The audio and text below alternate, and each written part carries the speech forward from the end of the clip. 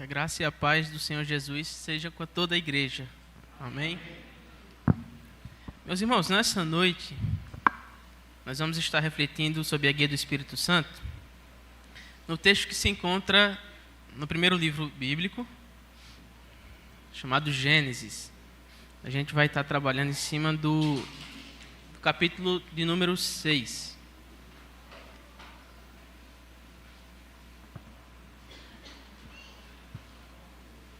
Queria pedir que o irmão Leonardo pudesse colocar na exibição aí.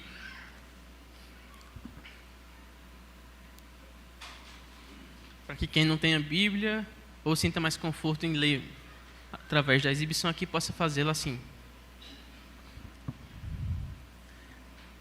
A temática que os copistas, colocaram nesse texto, número 6, não sei, tem pequenas variações, mas de maneira geral a gente vai poder encontrar assim: a corrupção da humanidade, ou a degradação, ou a corrupção geral, generalizada da humanidade. Esse texto ele está inserido no livro de Gênesis, e de maneira geral nós sabemos que o autor do livro, dos 5 primeiros livros da Bíblia, é o profeta Moisés. E é extremamente importante a gente entender por que Moisés escreveu esse livro e para quem ele escreveu. A gente sabe de maneira geral que quem nos deu a Bíblia e os profetas foi Deus através do povo de Israel. Então é correto a gente afirmar que para quem Moisés escreveu foi para o povo de Israel, de maneira indistinta. Ele sabia que esses textos não estariam restritos somente àquela geração para a qual ele escrevia. Mas é peculiarmente importante a gente saber e entender como era o contexto, a gente lembrar, porque saber a gente sabe. A gente lembrar qual era o contexto específico daquela geração, ou daquelas gerações mais imediatas para quem Moisés escreveu. Se a gente lembrar, Moisés foi um profeta que veio trazer não só o decálogo, ou os 10 mandamentos, mas se a gente lembrar, isso aconteceu um tempo depois do chamado dele, lá em Midian, para que ele pudesse libertar o povo de Deus que estava cativo e escravizado no Egito. Então, esse é o primeiro ponto importante, antes da gente começar a adentrar na leitura do texto e na exposição do texto, lembrar desses aspectos iniciais. Na teologia a gente chama isso de prolegômenos, são os aspectos introdutórios e iniciais de um texto, de uma reflexão. Então, vamos manter em mente o tempo todo que Moisés está escrevendo esse texto para a geração que ficou mais ou menos 400 anos cativo no reino do Egito. Isso é importante porque, logo no início, quando aconteceu a escravidão, quando a escravidão iniciou-se, e a gente retoma um pouquinho lembrando o seguinte: veio José do Egito, foi vendido pelos seus irmãos, ele posteriormente teve toda a trama, e ele foi vendido como escravo. Depois de toda aquela trama, ele veio a se tornar governador do Egito. E foi através dele, um hebreu, que o povo de Israel pôde sobreviver àquele grande período de fome. Mas a Bíblia fala que depois de um tempo passar, os faraós que vieram não se lembraram da história e do quão importante José, que era um representante de Israel, foi não só para o seu povo, Israel, mas também para os egípcios, porque os egípcios também sobreviveram por meio da boa atuação de Deus na vida de José, da sabedoria e da interpretação de sonhos que o Senhor ministrou através da vida dele. Isso fez com que os faraós vindouros escravizassem aquele povo, para utilizá-lo como mão de obra escrava.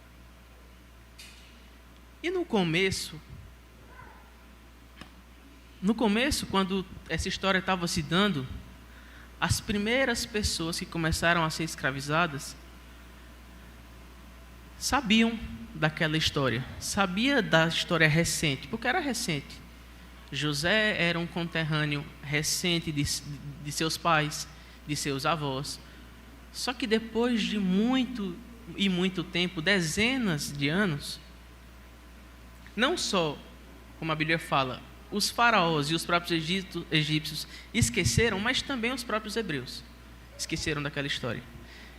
Claro que não completamente, mas de geração em geração, através da escravidão dura e pesada que os egípcios impuseram ao povo hebreu, aquilo foi se tornando esquecido. E Moisés está escrevendo para esse povo para lembrá-lo. Depois de 400 anos daquela história, Moisés se viu na necessidade de rememorar o povo do porquê que aquele povo estava ali. E de que, finalmente, o Senhor cumpriria a promessa de tirar o povo do seu cativeiro, de libertá-lo. E depois de muito tempo sofrendo, às vezes a gente sabe isso pela nossa experiência particular e pessoal, né? Às vezes a gente começa sofrendo e a gente sabe bem o porquê que está sofrendo. Mas depois de muito tempo, a gente pode acabar esquecendo se a gente é a vítima, se a gente é culpado, se a gente é inocente, se aquele sofrimento faz sentido, se aquele sofrimento não faz sentido. As explicações e os sentidos que a gente dá para o sofrimento passam a ficar nebulosos. E não foi diferente com o povo de Israel.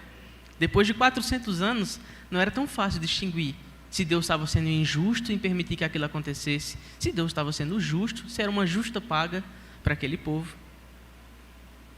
Então Moisés, e o capítulo 6, Moisés vai explicar por que Moisés colocou esse capítulo, por que ele quis salientar para aquele povo de Israel sobre a corrupção geral ou generalizada da humanidade. Lembrem-se que era muito comum, e é muito comum, que aquele povo se sentisse não assistido pelo Senhor, injustiçado, de certa maneira também. Então Moisés, quando decide escrever e colocar isso aqui, ele está narrando uma história onde ele não esteve presente.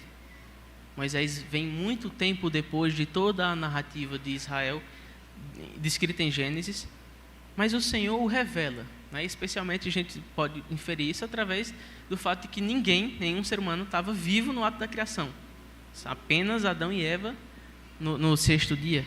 Então Moisés não presenciou nada disso e o Senhor revelou isso a ele.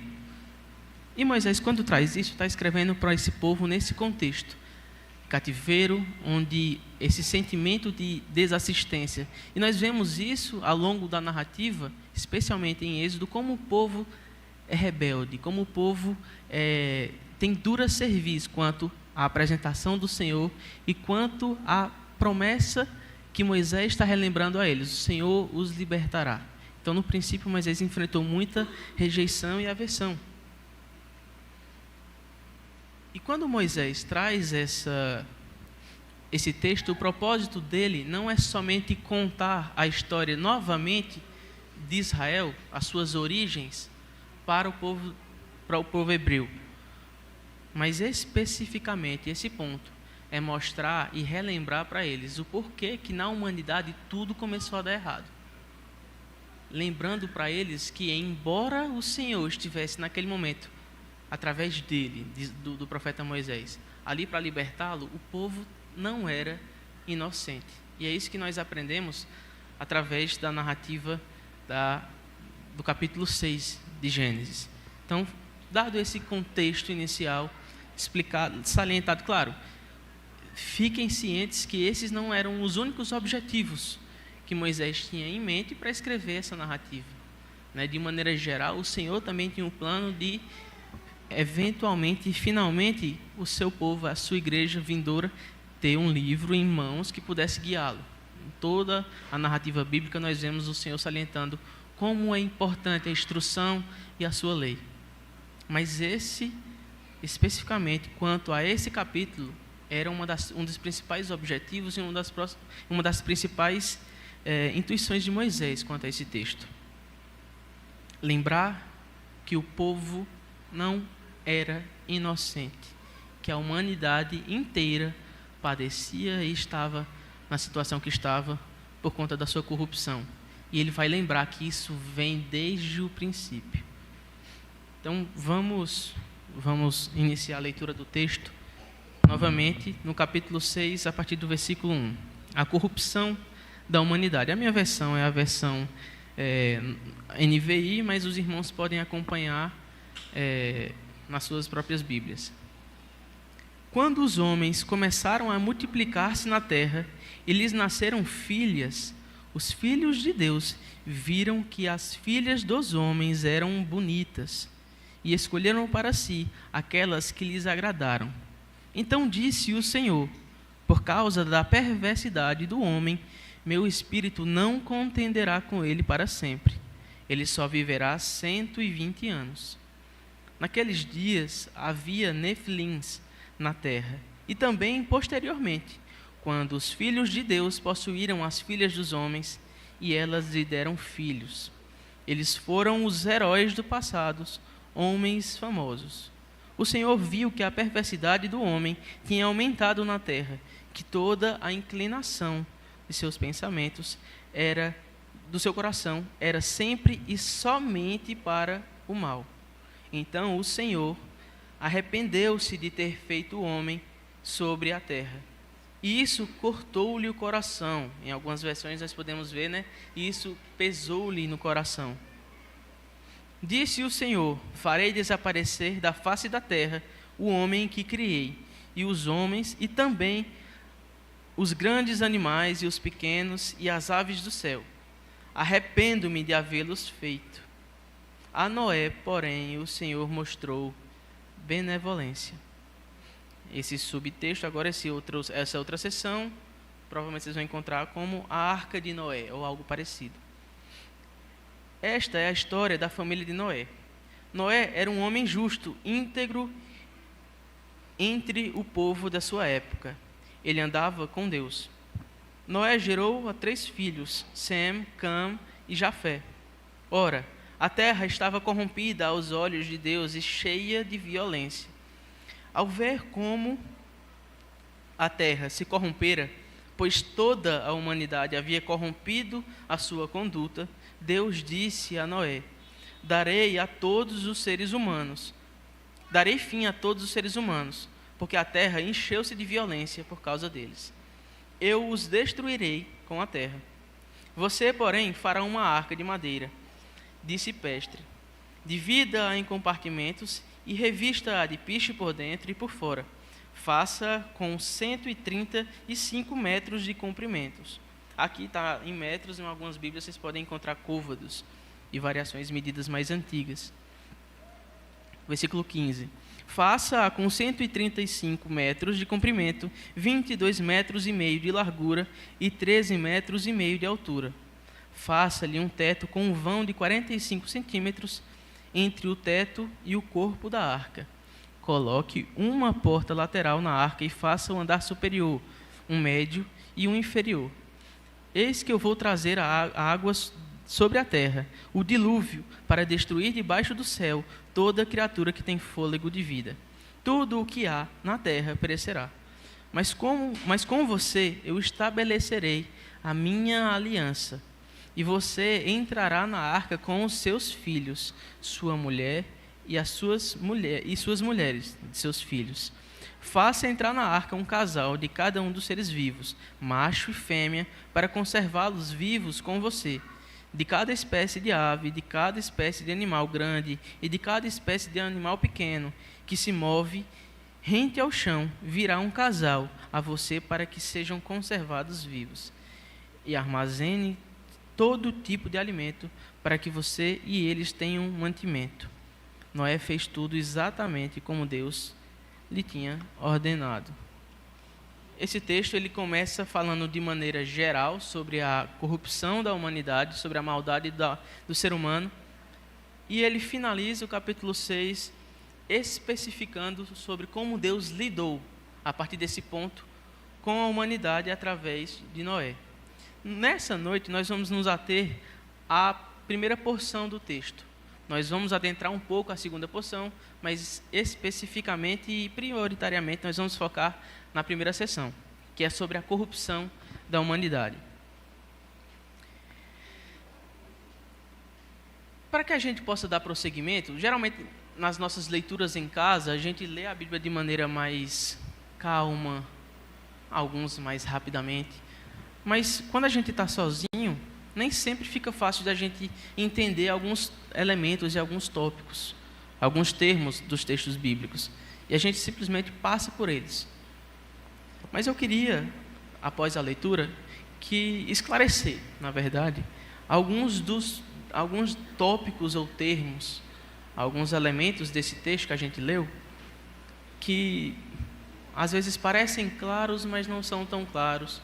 Às vezes parecem uma coisa, mas a sua profundidade não está manifesta imediatamente nessa passagem, ou nas passagens em si. Então, o primeiro é que a gente comece tratando sobre o título, esse primeiro elemento do título, né, que é a corrupção. Se a gente for lembrar, desde pequeno, né, quem é mais velho, mas também os pequeninos, desde sempre, no convívio da igreja, nas aulas de EBD, nas pregações, nós ouvimos falar que o ser humano ele pecou. E que, especialmente na nossa vertente reformada, calvinista, protestante, nós estamos muito bem familiarizados com o termo corrupção ou depravação. É um elemento, inclusive é um tópico daqueles 5 pontos do calvinismo, os 5 pontos da graça, né? O primeiro é a depravação total. Como calvinistas, nós normalmente estamos bem familiarizados com aqueles 5 pontos e a gente defende ferrenhamente esse ponto. Mas eu queria elucidar e trazer uma luz sobre esse termo e sobre esse conceito, que se a gente for perceber, é por conta disso que toda a narrativa bíblica acontece em relação a nós. Foi por causa da corrupção que aconteceu lá no início, e vejam, aqui é o início, o tempo de Noé, não se passaram tanto tempo desde Adão e Eva. É por conta da corrupção que o Senhor imolou o Cordeiro Santo desde antes da fundação do mundo. É por conta da corrupção que o homem caiu do seu estado original a ponto de agora ser expulso, e então não só ele e a sua auxiliadora, mas também toda a terra ser amaldiçoada e ter que sofrer com essas consequências. Nesse texto, né, a gente não adentrou o capítulo 7, mas a gente vê no capítulo 7 o dilúvio acontecendo. No capítulo 6, o Senhor prenunciou para Noé o que viria a acontecer e deu-lhe uma alternativa, uma saída, um plano de salvação. No 7º capítulo, isso acontece, o dilúvio, e nós vemos talvez um dos textos e uma das passagens mais desconfortáveis, seja para um crente ou seja para um descrente, que é um extermínio, ou em outros termos, um genocídio global, vindo pelas mãos do Senhor. Não são poucos os oponentes que nos acusam e acusam a nossa fé e ao nosso Deus de ser um Deus extremamente malévolo e injusto. Mas a gente vai continuar um pouquinho mais para frente e a gente retoma esse ponto.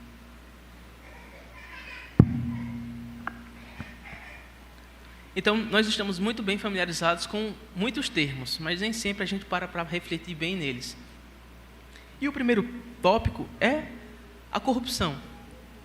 Nós podemos chamar de pecado, porque a corrupção é a degradação de alguma coisa. Mas o que foi que degradou a humanidade, a ponto de Deus querer exterminar toda a humanidade, com exceção de Noé e sua família? Na teologia, os teólogos tentaram e tentam ainda explicar conceitos que nem sempre são tão claros de maneiras mais simples. E ao longo dessa exposição eu vou tentar, pontualmente, trazer alguns exemplos, algumas analogias, para tentar elucidar e clarear para vocês alguns desses conceitos. O primeiro é o pecado, que é a corrupção. O apóstolo Paulo cita o seguinte: porque todos pecaram e estão destituídos da glória de Deus. Então, o pecado destituiu o ser humano da glória de Deus. No Éden, quando o primeiro casal pecou, culminando aqui nesse capítulo 6, né, dessa corrupção generalizada, que teve sua origem lá, Como eu falei, como eu tenho falado aqui, normalmente a gente passa muito rápido ou desapercebido alguns conceitos. E o pecado, a gente pode entender o seguinte, né? Normalmente a gente conceitua o pecado como sendo qualquer coisa que desvie o comportamento humano, os pensamentos humanos, daquilo que Deus estabeleceu como bom, reto, justo e perfeito. E a gente diz que a raça, que a espécie humana, ela caiu e que ela está depravada, que ela está corrompida. Mas depois do pecado, o que fez com que nós fôssemos corruptos, corrompidos? O que nos fez sermos maus em termos mais comuns? A gente pode entender o mal como duas coisas. A primeira não está certa. A segunda é a perspectiva que nós normalmente não interpretamos, muitas vezes nem sabemos. A primeira é entendermos que após o pecado, alguma coisa veio até nós e entrou em nós. Então, imaginemos o seguinte. Imaginemos uma roupa branca e uma mancha vem, eu derramo alguma coisa e aquela roupa então está manchada. Eu posso dizer que aquela roupa agora está imprópria, está inapta para o uso, ela não está mais pura, não está mais limpa. Então, essa analogia da roupa e de uma mancha que vem de fora e mancha ela, essa é a primeira visão. A gente entendeu o mal como uma coisa que vem de fora e entra no ser humano. Normalmente, a gente pode pensar que esse mal veio através da serpente. O ser humano foi criado perfeito, sem pecado, e quando a serpente veio e tentou, aí então, através do engano, a serpente colocou o mal dentro do ser humano. E então o ser humano ficou manchado e corrompido. Se a gente pensar assim, a gente vai acabar caindo em um erro muito comum que os primeiros pais da igreja combateram, que é nós entendermos que existem duas forças. A primeira é o bem e a segunda é o mal. E que essas forças brigam entre si. Logo, quando o ser humano caiu, algo entrou nele. A segunda visão é a visão que diz que o pecado e a corrupção não foi algo que entrou, mas foi o estado que nós ficamos quando algo saiu. Pensemos o seguinte, quando o Senhor criou Adão perfeitamente, a gente vê no relato de Gênesis 1, quando o Senhor vai criando e posteriormente quando Moisés narra, né, que ao cair dos dias, ao cair das tardes, o Senhor vinha até o jardim, a sua presença interagia e o próprio Senhor interagia com Adão e com Eva. Mas depois do pecado, o Senhor os expulsa e eles ficam desprovidos dessa presença. Eles ficam desprovidos daquele relacionamento e daquele sustento que eles recebiam diretamente do Senhor. Essa segunda visão, que nós devemos tê-la em mente, não só para entendermos esse texto, mas também toda a Escritura Sagrada, é a de que nós tínhamos algo antes da queda, e depois da queda nós perdemos esse algo. Então não devemos entender o mal como uma coisa que veio e entrou, mas devemos entender o mal como o estado natural no qual nós ficamos após o Senhor, como eu citei há pouco, que Paulo fala, nós pecamos e fomos destituídos da glória de Deus. Então, o homem sem a glória de Deus, chame de graça, chame de glória, chame de assistência. O homem, e aí o apóstolo Paulo também em Romanos 1 vai dizer que o Senhor entregou os homens às suas próprias paixões, aos seus próprios entendimentos. Essa é a verdadeira concepção e a concepção bíblica do que é o mal. É como o homem é naturalmente deixado e desassistido por Deus. Então, nós vimos aqui um pouco da concepção, né? Eu quis esclarecer sobre isso, sobre a corrupção, sobre o pecado. Vamos tratar sobre outros tópicos que parecem mais fáceis, mas que também não são tão óbvios. No texto, quando Moisés descreve, né? Assim, ó, no versículo 1. Quando os homens começaram a multiplicar-se na terra, eles nasceram filhas. Os filhos de Deus viram as filhas dos homens, que as filhas dos homens eram bonitas, e as colheram para si, ou as tomaram para si, aquelas que lhes agradaram. A gente pode ler isso e só imaginar homens e mulheres que existiam na época, mas Moisés propositadamente quis fazer essa distinção entre filhos dos homens e filhos de Deus.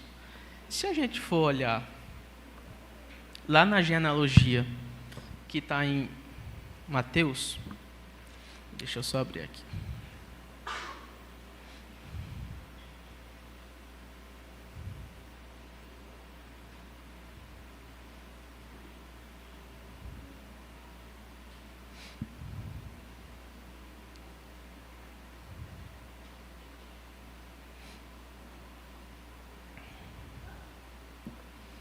Perdão, Mateus não, Lucas. Lucas capítulo 3, a partir do versículo 23. Lucas narra, ele descreve, né, a genealogia de Jesus. Se a gente for olhar, né, a genealogia, ele começa no capítulo 3, a partir do versículo 23, mas vamos focar no versículo 38. Diz assim, aqui lembrando que ele está narrando a genealogia do Senhor Jesus. No versículo 38 ele diz: e Cainã de Enos, e Enos de Sete, e Sete de Adão, e Adão de Deus. A gente encontra então uma passagem que lança luz do porquê que Moisés, embora Moisés tenha vivido muito tempo antes de Lucas, um bom conhecedor do texto sagrado, quando narra a genealogia de Jesus, faz questão de frisar que o Senhor Jesus veio da linhagem de Sete. E Sete veio de Adão, e Adão de Deus. Aqui ele está falando sobre paternidade, né? Então, aqui nós temos um dos respaldos que justificam a correta interpretação de que os filhos de Deus aqui são a descendência de Sete. Se a gente for lembrar, o texto bíblico, alguns capítulos antes, fala que depois que Caim matou Abel, o Senhor deu a graça a Adão e Eva, e eles novamente tiveram um filho, que se chamou Sete. E a partir de Sete, o nome do Senhor começou a ser invocado. Então, quando a Bíblia fala quando o texto está falando sobre os filhos de Deus, está fazendo uma referência à linhagem de Sete. Sem adentrar-me muito, há algumas interpretações que citam que aqui se tratam, acho que a igreja já deve ter ouvido, se tratam de anjos, ou de seres celestiais que vieram e tiveram relações com as mulheres humanas, e que isso deu origem aos gigantes e aos super-homens, aqueles varões de renome da antiguidade. A Bíblia de Genebra e alguns comentadores também da nossa denominação, que são de viés reformado, interpretam como mais adequada e mais correta a interpretação de aqui não são seres angelicais. Nós podemos lembrar que Jesus ensina que no céu, em um debate contra os saduceus, Jesus disse, né, que no céu nós seremos como os anjos, que nem se dão em casamento e nem se casam. Então, o reverendo Augusto Nicodemos, até em uma das suas palestras e pregações, ele cita que os anjos eles são assexuados. Então, nós já descartamos ou deixamos essa interpretação de maneira geral de lado. Entendamos aqui filhos dos homens como os filhos de Deus como os filhos humanos que vinham através da linhagem de Sete. E os filhos dos homens, quem são? Os filhos dos homens. Aqui a gente tem uma referência à linhagem de Caim. Nós vemos que o Senhor amaldiçoa Caim e a Bíblia ela não se priva, Moisés não se priva de deixar claro que a linhagem que saiu através de Caim foi corrupta, foi má e perversa diante dos olhos de Deus. Mas para frente a gente vê isso descambando na Torre de Babel, descambando em tantas outras terribilidades que aconteceram. Então, Quando a gente vê que, nesse momento, Moisés está dizendo que houve uma mistura entre a linhagem que adorava o Senhor, que era uma linhagem a partir de Sete, e a linhagem que era corrompida diante dos caminhos do Senhor, que era a linhagem de Caim, houve uma mistura. E a Bíblia fala que nasceram varões de renome, né? Dependendo da tradução, a gente vê expressões diferentes para esse mesmo acontecimento. E ele diz assim, no versículo 4: naqueles dias haviam nefelins na terra, e também posteriormente, quando os filhos de Deus possuíram as filhas dos homens, eles deram filhos. Eles foram os heróis do passado, homens famosos. Aqui também não tem tanto mistério. Nós podemos compreender, a partir dessa interpretação que eu estou trazendo para os irmãos, que esses varões de renome eram aquelas pessoas que se destacavam diante das sociedades e que então eram tidas como pessoas extraordinárias e pessoas exuberantes. Há intérpretes que sugerem, inclusive, que algumas mitologias incluíam em suas interpretações e em suas narrativas esses personagens como sendo semideuses, porque eles tinham características que não eram comuns à maioria das pessoas. Então, só a nível de exemplo, né? Nós vemos na mitologia grega um personagem chamado Hércules, um personagem que era, segundo eles, filho de Zeus com um ser humano, com uma mulher humana e que tinha força sobre-humana e várias outras características. Quando nós lemos a narrativa de Sansão, nós vemos alguém dessa maneira. Sabemos que é o Senhor que está atuando sobre Sansão, mas nós encontramos um paralelo entre narrativas distintas, uma narrativa bíblica e a outra não bíblica, de como havia diante da humanidade pessoas extraordinárias. O povo de Deus não os interpretava como semideuses, mas aqueles que eram ímpios e pagãos interpretavam assim por não terem a leitura correta do Senhor. Então, a gente já está elucidando alguns pontos desse texto, que se depois dessas elucidações nós formos ler o texto, ficam menos obscuros, fica menos obscuro o texto.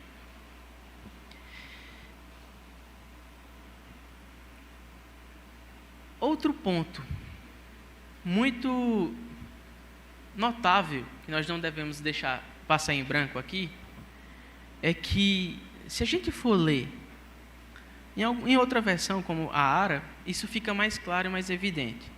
Mas, se a gente for ler no versículo 2, que diz assim, os filhos de Deus viram que as filhas dos homens eram bonitas e tomaram para si aquelas que lhes agradavam. Alguns comentadores, inclusive um comentador famoso, já falecido, né, reformado, chamado R.C. Sproul, ele nota um paralelo muito interessante entre essa expressão, essa narrativa aqui, e a narrativa da queda, lá em Gênesis 3. E ele correlaciona esses três termos: olhar, achar agradável e tomar. A mulher, inicialmente, lá no Éden, olhou o fruto, viu o fruto, achou agradável, atraente, e tomou para si, o que não devia. Aqui, a mesma coisa acontece. E aqui ele não está falando só de um exemplar da espécie humana. Aqui ele está falando sobre como passou a ser o comportamento generalizado daqueles que deveriam estar seguindo, assim como Eva deveria estar seguindo as normas do Senhor. Aqui também, a linhagem de Sete, chamada dos filhos de Deus, estavam fazendo a mesma coisa que os seus pais e as suas mães fizeram no passado.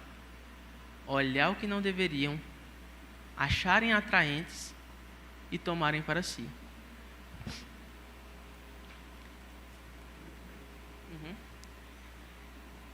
E tomaram para si.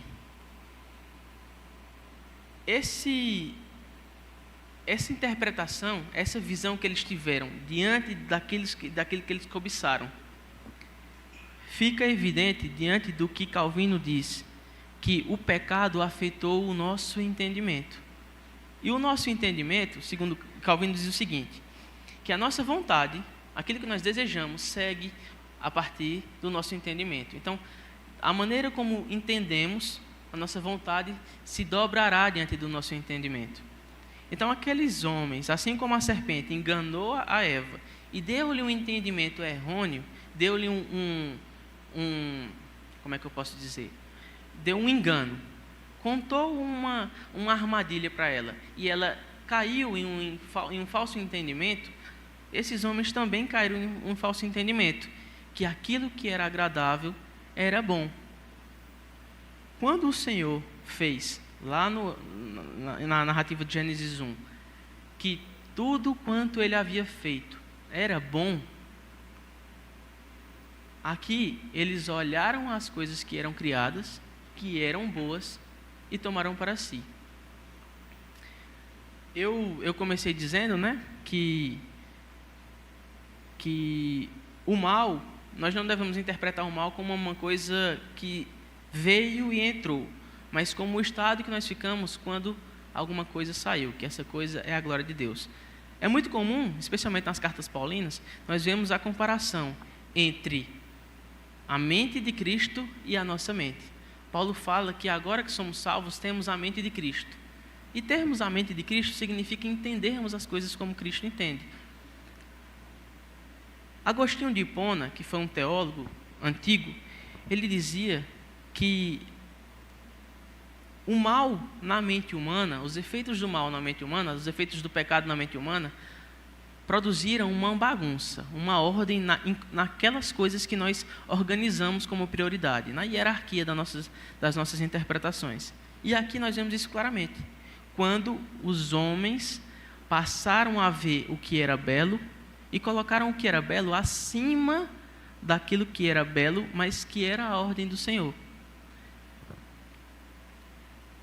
Quando lá em Romanos 1, também Paulo fala isso em Romanos 3, que o ser humano trocou, quando o Senhor os entregou às suas próprias paixões e aos seus próprios pensamentos, quando o ser humano trocou a ordem, né? Não sei se vocês se recordam, que Paulo fala assim, o ser humano trocou o Criador pela criatura e trocou a verdade do Senhor pela mentira. Então, isso é um exemplo bíblico daquilo que Agostinho estava dizendo, de que a confusão que o pecado gerou em nossa mente foi a de bagunçar a ordem que nós entendemos e a ordem que nós colocamos como prioridades e como boas. O Senhor, lá em Gênesis 1, ao final da sua criação, ele olha para tudo quanto ele havia feito e diz que era bom. Quando ele cria o homem, ele disse que era muito bom. Não devemos entender, portanto, que exista alguma coisa mais si. Então, o mal acontece, como Agostinho explica, quando a gente bagunça, e como o apóstolo Paulo explica, quando a gente troca. Desejar algo que é bom não é pecado, mas desejar algo que é bom em detrimento da ordem do Senhor, isso é pecado. Então, o que eles fizeram aqui foi manifestar o entendimento caído deles, escolhendo seguir e tomar as coisas que eram boas, em detrimento do que o Senhor lhes havia ordenado.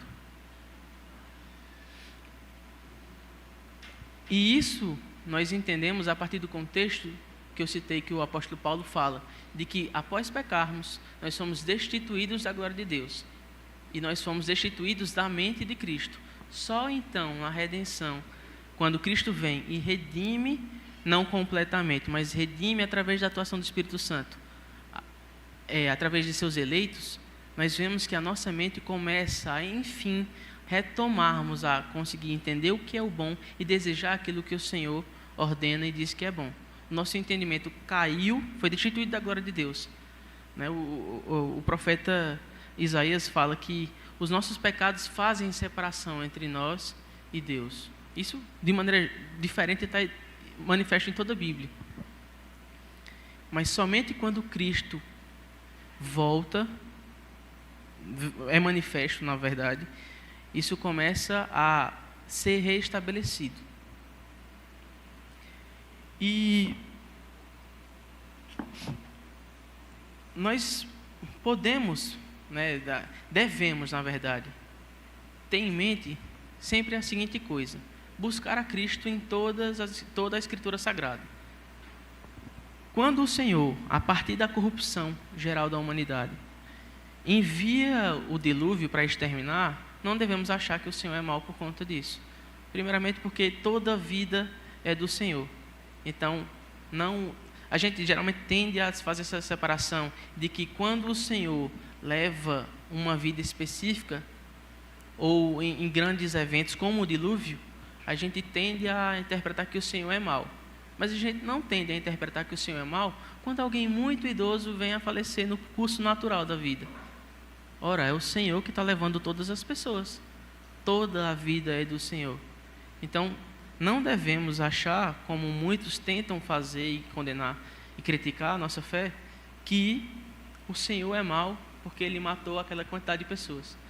Mas, na verdade, todas as vidas são do Senhor e assim Ele faz, com o bem lhe agrada. E vemos o Senhor Jesus aqui pré-anunciado na figura da arca que Ele manda construir. O Senhor Jesus é aquele que nos livra e que somente nele nós podemos estar seguros e salvos do dilúvio, que não só acontecem diariamente, através das tentações, através das provações e das angústias que nós enfrentamos, mas também aquele grande dilúvio que virá, não literalmente do ponto de vista de água, mas da grande e terrível ira e justiça do Senhor. Somente no Senhor Jesus nós estamos salvos desse grande dilúvio que virá. E isso é e deve ser sempre nosso principal motivo de alegria e de engrandecimento no Senhor. E, para a gente caminhar já para a conclusão, nós vimos que o pecado, e esse, como eu falei, era uma das principais motivações de Moisés em relembrar o povo de que, embora eles estivessem sofrendo, eles não eram inocentes diante do Senhor. Nós vemos que o pecado, como Moisés descreve, ele é tão antigo quanto o mundo. Mas que, apesar disso ter afetado a nossa mente e o nosso entendimento, se nós formos negligentes, nós vamos ficar sempre caindo nos mesmos pecados e nas mesmas angústias e aflições que os nossos antepassados passaram. Devemos então, agora que temos o conhecimento pleno disso, buscarmos a Cristo para que tenhamos a sua mente, para que, entendendo bem como devemos ordenar as coisas que são boas, desejarmos aquilo que o Senhor Jesus deseja e buscarmos aquilo que prioritariamente o Senhor Jesus deseja que busquemos. Então, da mesma maneira que o Senhor destruiu a humanidade no início, mas que através de um homem Ele fez uma aliança com todo o restante da humanidade e firmou diante dos nossos olhos o arco-íris como um sinal desse compromisso, dessa aliança, assim também, muito tempo depois, a verdadeira e a principal e eterna arca também foi o modo pelo qual o Senhor salvou o seu povo e fez conosco uma aliança. Então, quando o fim chegar, nós estaremos seguros no Senhor, seguros em Cristo, e devemos sermos não somente gratos, mas também ativos, como Noé foi diante daquela geração, anunciar a todos quanto pudermos que o dilúvio está vindo e que, quando a porta for fechada, não haverá mais chance de entrar. Mas também, como aconteceu com Noé, devemos nos sujeitar e confiar no Senhor, acreditar no Senhor e dessa maneira descansar no Senhor. Porque o Senhor é a nossa arca e o Senhor é a nossa salvação. E assim como Ele livrou a Noé e a sua família, Ele também nos livrou e continuará nos livrando. Essa é a mensagem que eu tinha para trazer hoje. E eu vou só fazer uma oração finalizando, para que a gente possa dar continuidade ao nosso culto. Senhor nosso Deus, nós queremos Te louvar e Te agradecer através da exposição da Tua Palavra, dessa reflexão que nós podemos fazer aqui. Pedirmos, Senhor, que o Senhor aplique em nossos corações esse conhecimento, esse entendimento, para que nós possamos entendermos a real gravidade, a real urgência de não continuarmos, Senhor, buscando as coisas que são boas, porque tudo o Senhor fez bom. Mas continuarmos buscando as coisas boas, aos nossos próprios entendimentos e as nossas próprias ordens, Pai. Mas que nós possamos buscar e clamar: Senhor, dai-nos a tua mente, dai-nos a mente do teu Filho Jesus, para que possamos ser bons entendedores e bons buscadores dos bens que o Senhor fez. Porque o Senhor confiou em nós desde o princípio, de modo que o Senhor criou a terra e disse-nos que deveríamos guardar e cuidar e subjugá-la. Mas enquanto não tivermos a tua mente, Pai, faremos isso sempre de maneira errada, buscando os bens de maneira errada para o nosso próprio e bel prazer. Então, dá-nos a mente de Cristo. E o Senhor já proveu a mente do teu Filho. Então, mais do que isso, dá-nos o teu Santo Espírito atuando em nós, para que nós possamos desejar a mente do teu Filho, para que possamos ser perfeitos e aperfeiçoados nele, para que sejamos não só mordomos e bons gestores dessa terra aqui, Pai, e não possamos fazer como Caim fez, negligenciarmos os nossos próximos e os nossos irmãos, mas cuidarmos dessa terra, cuidarmos dos nossos irmãos e sermos finalmente, Pai, aqueles servos que nunca deveríamos ser deixados de ser, como era Adão no início, servos bons, fiéis e perfeitos diante de Ti. Nos corrige e nos discipline para que nós sejamos aperfeiçoados em Ti. Essa é a nossa oração, em nome do Senhor Jesus.